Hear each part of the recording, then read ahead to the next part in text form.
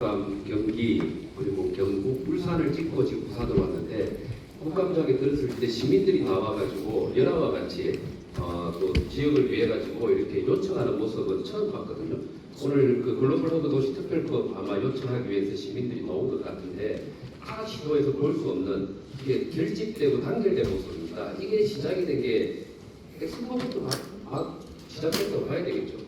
예, 그렇습니다. 엑스포 유치 활동을 통해서 그 엑스포는 수단이고 부산이 목표로 했던 것은 글로벌 허브 도시가 맞습니다.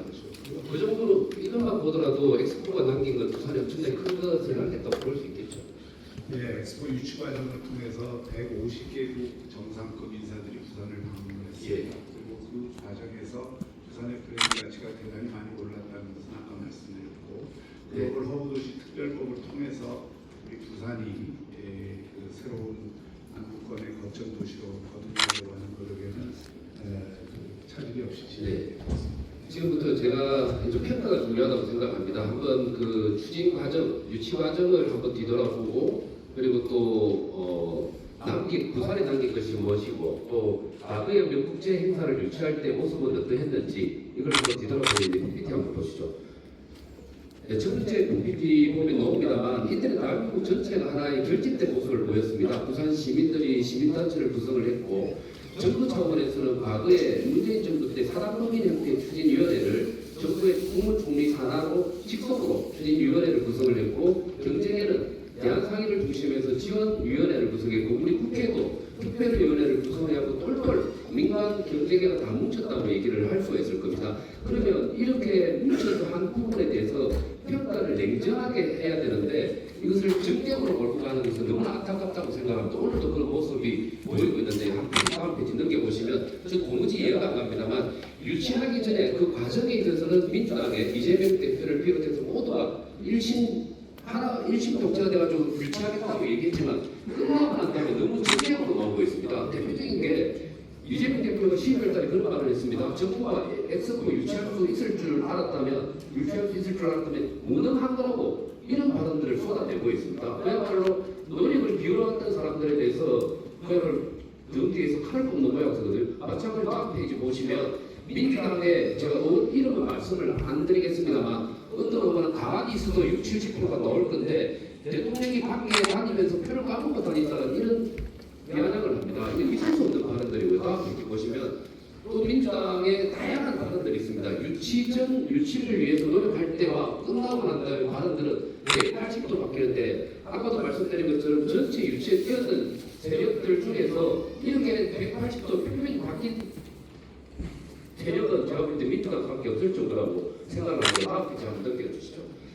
그래서 이게 유치가 실패하고 난 다음에 민주당에서 지금은 어떤지는 모르겠습니다만 국정조사를 해야 된다고 얘기가 나오니까 함께 부산시 의회에서 뛰었던 민주당 소속의 의원이 그 잘못된 것이라고 국정조사를 하는 것은 바람직하지 않고 그것은 정책과 정치적 이익을 극대화하는 연장선일 뿐이라고 수치를 가지고 피자드리게 됐는데 민주당에서 그 의원을 제명을 시켜버렸어요. 이거는 정당 안에서 그야말로 그 소신을 펼칠 수 있는 그런 자유를 없애버린 것인가 동시에 부산 시민의 목소리를 또 잘라버린 것이라고 생각을 합니다. 자 그러면 다른 의원들을 지적도 했지만 과연 부산에 남겨놓은 게 없는지 한번 보도록 하죠. 자 저는 엑스포 유치하는 것이 절대 실패하지 않았다고 생각을 합니다. 여기 보이는 것처럼 시작 한번 보시죠. 이거는 하드웨어적인 겁니다. 인프라와 관련된 것인데 이거 진행에 차질 없이 진행이 되고 있죠. 가덕도 신공항이라든지 부치엑스라든지 이런 인프라들 관련해서는 다 잘 진행이 되고 있죠. 네, 그렇습니다. 네, 그리고 이 엑스포 유치를 통해 가지고 도시 외교의 집행도 확장이 된 게 맞죠. 네, 그렇습니다. 예, 그리고 이게 하드웨어적인 것이라고 보면 그 다음에 보면은 동료에서도 얘기했지만 소프트웨어적인 측면에서 뭘 남겼냐? 소프트웨어적인 측면에서 무슨 그걸 남기겠냐고 질문을 하는데 시장님이 들어오시고 난 다음에 투자 유치가 빠른 속도로 급격하게 늘어났죠. 네, 그렇습니다. 예, 여기 나온 것처럼 2021년에는 2조, 그리고 2022년에는 3조, 그리고 2023년 4조, 올해도 막 6조의 결과를 나눴는데 제가 알기로는 그 전임 시장 시절에는 4천억이었습니다. 10배 이상으로 매년 이렇게 성과를 보이고 있는데 이게 엑스포하고도 무관하다고 할 수 있습니까? 무관하지 않습니다. 이 브랜드 가치가 올라가는 것과 매우 밀접히 연관이 있습니다. 그렇죠. 그리고 옆에 FM에도 나온 것처럼 글로벌 국제 관광 도시라든지 그리고 스마트 지수나 금융센터 지수라든지 도시 브랜드 평판이 대한민국의 18개 광역단체 중에서 유일하게 올라간 도시라고 볼 수가 있죠. 이런 급속한 속도로. 이 부분과 엑스포하고 관련성도 없다고 할 수 있겠습니까? 부산 엑스포 유치 과정을 통해서 부산 브랜드가 국내외적으로 대단히 크게 홍보가 되었다고 생각합니다. 네, 다음 페이지 한번 봐보시죠. 그러면 저 엑스포 유치 이후 우리가 국제 이벤트를 유치하려고 했지만 실패를 했습니다만 과거의 사례들을 한번 보면 저기 표의 왼쪽에 나와 있는 게 평창 동계올림픽의 경우입니다.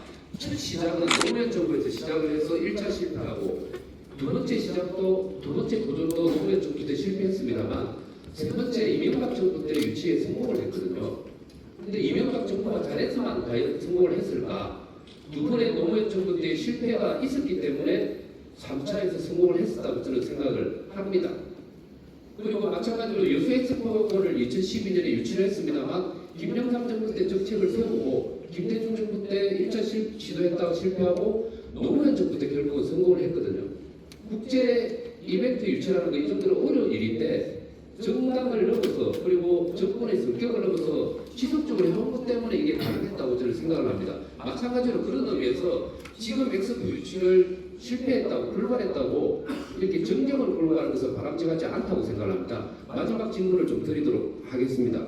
저희 아까 다른 의원이 질문을 하셨지만 지금 평가 과정을 어떻게 거치고 어떤 평가를 내리라고 예측을 하는지 말씀해 주십시오. 예, 지금 그 BDI 중심으로 해서 그 유치 과정에 대한 분석을 하고 있고 또 이 앞으로 2차 도전을 하게 될 경우에 어떤 전략을 갖고 해야 되는지 또 어떤 어려움이 있는지 이런 부분들에 대한 지금 응용 중입니다. 그 결과를 가지고 시민들 여론을 수렴할 계획입니다. 네, 감사합니다. 부산 시민의 의문입니다.